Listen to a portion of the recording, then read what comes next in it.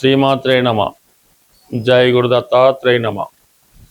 ఈ వీడియోలో మనం మకర రాశి వారికి మార్చి 29 నుంచి ఏప్రిల్ 4 మధ్యలో జరగబోయే వార ఫలాలు పరిశీలించినప్పుడు మకర రాశి వారికి మరి ఈ వార ప్రారంభంలో ధనస్థానంలో 3 గ్రహాలు సంచరించడం జరుగుతుంది. ప్రధానంగా కుజుడు చతుర్థ లాభాధిపతిగా ధనస్థాన సంచారం వల్ల ఏదైనా ఒక స్థిరాస్తి అమ్మడం వలన, లేదంటే ఏదైనా మీ కుటుంబంలో ఒకరికి పెద్ద మొత్తంలో ధనం రావడం వల్ల మరి ఆ ధనం పంచుకునే విషయంలో కుటుంబ సభ్యుల మధ్య విభేదాలు రావడం జరుగుతూ ఉంటుంది. అలాగే భూముల మీద, స్థిరాస్తుల మీద ఆదాయం లభిస్తూ ఉంటుంది.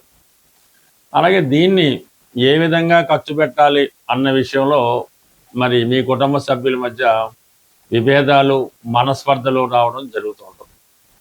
దీన్ని అవకాశంగా తీసుకొని బయట వ్యక్తులు మీ కుటుంబ విషయాల్లో తలదూర్చడం, వారు పెద్ద మనుషులుగా వ్యవహరించి వారికి అనుకూలంగా తీర్పు చెప్పడం కూడా జరుగుతూ ఉంటుంది. అందువల్ల సాధారణంగా ఏదైనా ఒక కుటుంబ విషయం, అది ఏదైనా అవచ్చు, కుటుంబానికి పరువు సంబంధించిన విషయం అవచ్చు, ధనానికి సంబంధించిన కావచ్చు, ఏదైనా ఒక పెళ్లి సంబంధం విషయమైనా కావచ్చు. దాని విషయంలో మీ కుటుంబ సభ్యులు మాత్రమే నిర్ణయం తీసుకొని గుట్టుగా వ్యవహరించాలి తప్ప దాన్ని వీధిలో పెట్టుకోవడం వల్ల అది మీ యొక్క ప్రతిష్టకి, ఫ్యూచర్లో వారికి అందరికీ కూడా ఇబ్బంది కలిగే అవకాశం ఉంది. బట్ ఏదైనా మీ కుటుంబ విషయాల్లో ఇతరులు తలదూర్చి మీకు మనస్తాపాన్ని కలిగించడం జరుగుతూ ఉంటుంది. ఇక ప్రధానంగా ఇదే వారంలో ఏప్రిల్ 2వ తారీఖున కుజుడు తృతీయ స్థానంలోకి ప్రవేశిస్తాడు. అక్కడ ఉన్నటువంటి రవితో కలిసి, శనితో కలిసి సంచరించడం వల్ల నూతన ఉద్యోగ ప్రయత్నాలు చాలా వరకు ఫలిస్తాయి. మీరు పోలీస్ డిపార్ట్మెంట్కైనా, క్రీడారంగమైనా, మరి ఏ సంబంధించిన వృత్తిలో అయినా ప్రవేశించడానికి మీరు చేసే ప్రయత్నం చాలా వరకు నెరవేరుతుంది.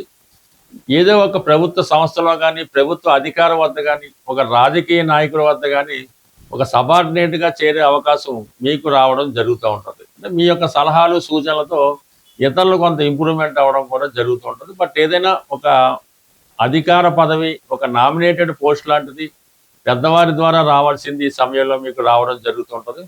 అది చాలా వరకు మీకు ఉత్సాహాన్ని, ఆనందాన్ని కలిగించే అవకాశం ఉంది. అలాగే కొన్ని సందర్భాల్లో తప్పనిసరి పరిస్థితుల్లో చేస్తున్న ఉద్యోగాన్ని విడిచిపెట్టి వేరొక ఉద్యోగానికి మారడానికి కూడా ఈ గ్రహస్థితి మీకు చెప్తా ఉంది.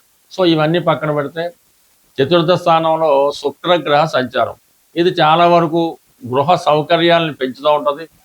ఏదో ఒక వాహన యోగమో, గృహ సౌఖ్యమో ఈ సమయంలో మీకు లభించే అవకాశం ఉంది. వృత్తిపరంగా కొంత కంఫర్ట్స్ ఈ సమయంలో మీకు పెరిగే అవకాశం ఉంది. ఈ వారంలో మీరు ఏదైనా ఒక విహారయాత్రలో కానీ, శుభకార్యంలో కానీ, పెళ్లిలో కానీ పాల్గొనడం జరుగుతుంది. అక్కడ కలిసినటువంటి ఒక మిత్రుడు లేదంటే ఒక మిత్రురాలు మీకు కొన్ని సూచనలు, సలహాలు ఇవ్వడం కానీ, గతంలో కొంత కోల్పోయిన దాన్ని తిరిగి సంపాదించడం, ఒక స్నేహం కానీ, ప్రేమ కానీ తిరిగి మళ్ళా పొందే అవకాశం ఉంటుంది. బట్ ఏదైనా మకర రాశి వారికి ఈ సమయంలో అష్టమ స్థానంలో ఉన్నటువంటి కేతుగ్రహ ప్రభావం వల్ల అనవసర విషయాల్లో తలదూర్చడం వల్ల కొన్ని ఇబ్బందులు, అపవాదులు రావడం జరుగుతుంది. అందుకని మీకు సంబంధం లేని విషయాలకి సాధ్యమైనంత వరకు దూరంగా ఉండడం మంచిది. అలాగే ప్రయాణాలు చేస్తున్నప్పుడు కానీ, ప్రమాదకరమైన వృత్తుల్లో ఉన్నవాళ్ళు, ఏదైనా పెద్దవారు రోడ్డు దాటినప్పుడు జాగ్రత్తగా వ్యవహరించడం మంచిది. అంటే తృతీయ స్థానంలో ఉన్నటువంటి శని, అలాగే కుజగ్రహాలు ఏదో చిన్న ప్రమాదాన్ని సూచించడం జరుగుతుంటుంది. కాబట్టి మరి వృద్ధులైనా, పెద్దవారైనా, ఎవరైనా సరే కొంతవరకు మరి ఈ 3వ స్థానంలో కుజుడు ఉన్నంత వరకు ప్రమాదాలు జాగ్రత్త పడవలసింది. సాధారణంగా ఏదో ఒక ఇండికేషన్ ఈ సమయంలో చెప్పడం జరుగుతూ ఉంటుంది. బట్ ఏదైనా కొన్ని పరిహారాలు చేసుకోవడం వల్ల గోచారంలో వచ్చే ఇటువంటి ఇబ్బందుల్ని సులువుగా తప్పించుకోవచ్చు. పర్టికులర్గా ఈ వారం మనం చేయవలసినటువంటి పరిహారం ఏంటంటే, ఇప్పుడు ఈ వార ప్రారంభంలో సూర్య భగవానుడు, శని భగవానుడు దగ్గరగా కలిసి సంచరించడం జరుగుతుంది. ఇంచుమించుగా దగ్గర డిగ్రీలో ఉండడం వల్ల మరి ఈ శని భగవానుడు కొంతవరకు కంబస్ట్ అవ్వడం జరుగుతూ ఉంటుంది, అంటే అస్తంగత్యం చెందడం జరుగుతూ ఉంటుంది.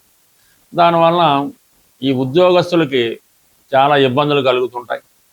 రవి కూడా శని భగవానుడితో కలిసి ఉండడం వలన తన యొక్క సంపూర్ణ ఫలితాలను ఇవ్వడం లేకపోతుంటాడు. అంటే ఇప్పుడు రవి యొక్క కుమారుడు శని అయినప్పుడు కూడా ఈ రెండు విభిన్న ధృవాలు కలిగినటువంటి గ్రహాలు అవటం మాట. అంటే ఒకరికి ఒకరికి ఎట్టి పరిస్థితుల్లో కూడా సరైనటువంటి సమన్వయం కుదరడం మాట. అందువలన ఈ రెండు గ్రహాలు కలిసి ఏ రాశిలో ఉన్నా ఆ రాశి యొక్క కారకత్వాలు చాలా వరకు ఇబ్బంది పడుతూ ఉంటాయి.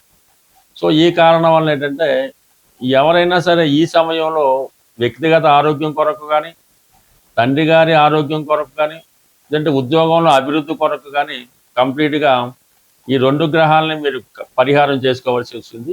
మనం నిరంతరం 100% పరిహారం చేసుకోవాల్సిన గ్రహం సూర్య భగవానుడు.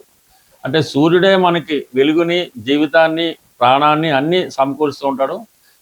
సూర్య భగవాను మాత్రమే ధనాన్ని జాతకుడికి ఇచ్చే అవకాశం ఉంటుంది. ధనాన్ని కానీ, ఆరోగ్యాన్ని కానీ సూర్య భగవానుడు ఇస్తాడు. కాబట్టి కంప్లీట్గా మీరు సూర్య భగవానుని ప్రతిరోజు సూర్య నమస్కారం ద్వారా, ఆదివారం నియమంగా ఉండడం ద్వారా, తండ్రి గారిని, తండ్రి సమానమైన వ్యక్తుల్ని గౌరవించడం ద్వారా కంప్లీట్గా మీకు సూర్య భగవానుడి అనుగ్రహం లభిస్తూ ఉంటుంది. అంటే ఈ సమయంలో మీకు ఏదైనా కొత్త ఉద్యోగం ప్రయత్నం చేస్తున్నా, నిరుద్యోగులైన వారు ఎవరైనా సరే ఈ సమయంలో మీ యొక్క తండ్రి గారికి కానీ, గురువు గారికి కానీ తెలుపు రంగు వస్త్రాలు సమర్పించి వారి ఆశీర్వాదం తీసుకోవడం వలన మీకు ఉద్యోగ ప్రయత్నంలో ఉద్యోగం నెరవేరే అవకాశం ఉంది.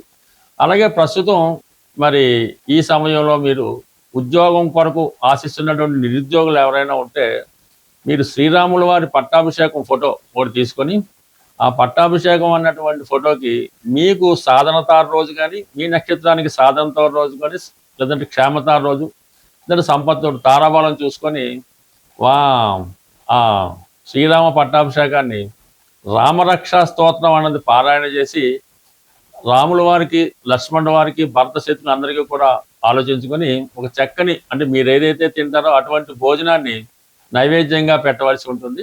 అలాగే ఎవరైనా అన్నదమ్ములు ఉంటే, ఒక ఇద్దరు కానీ, నలుగురు కానీ ఉంటే అన్నదమ్ములైన వారికి మీరు ఆ రోజు ఆహ్వానించి వారికి భోజనం పెట్టడం వల్ల మీకు కంప్లీట్గా నిరుద్యోగ సమస్య ఏమన్నా ఉంటే పరిష్కారం అవుతుంది, కొత్త ఉద్యోగం వస్తుంది, అన్నదమ్ముల మధ్య స్నేహభావం ఏర్పడుతుంది, పరస్పరం ఒకరు సహకరించుకోవడం జరుగుతూ ఉంటుంది. సాధారణంగా మీరు ఎక్కడున్నా, ఎలా ఉన్నా మీకోసం మీరు బాగుండాలి, మీకు ఉద్యోగం రావాలి అనుకుని ఒక నలుగురు ముగ్గురు ఆలోచిస్తే మాత్రం కంపల్సరీగా మీకు అటువంటి ఉద్యోగం కానీ, వ్యాపారంలో అభివృద్ధి కానీ వస్తూ ఉంటుంది. అదే కొంతమంది మీరు పాడైపోవాలి, నాశనం అయిపోవాలి కానీ ఏ ఒక్కరు కానీ, ఇద్దరు కానీ ఆ విధంగా కోరుకోవడం వల్ల కంప్లీట్గా మీరు ఎంత మంచి స్థితిలో ఉన్నా ఇలాగ నాశనం అవడం జరుగుతూ ఉంటుంది. కాబట్టి సాధారణంగా అటువంటి వారికి దృష్టిలో పడకుండా మంచి వారితో స్నేహం చేయడం వల్ల అన్నదమ్ముల మధ్య సఖ్యత ఏర్పడుతుంది, ఉద్యోగపరంగా అభివృద్ధి కలిగే అవకాశం ఉంది. ప్రేక్షకులకు విజ్ఞప్తి, ఈ వారం అంటే 29 మార్చి 2026 తేదీన ఆదివారం రోజు సుందరయ్య విజ్ఞాన కేంద్రం బాగిలింగంపల్లిలో ఒక జ్యోతిష్య మహాసభ మా ఆధ్వర్యంలో నిర్వహించడం జరుగుతుంది.